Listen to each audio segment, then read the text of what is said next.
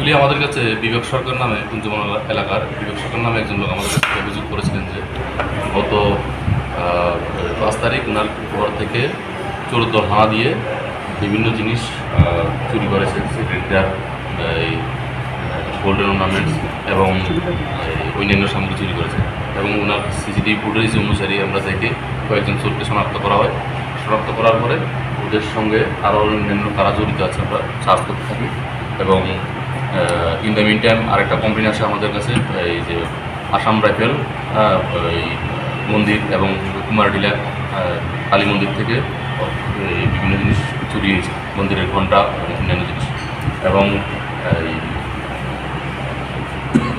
খেজুর বাগান এলাকা থেকে ব্যাটারি চুরি হয়েছে।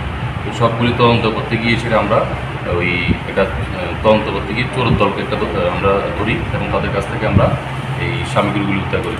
জলের ট্যাপ উদ্ধার করি, স্টিলের জলের ট্যাপ,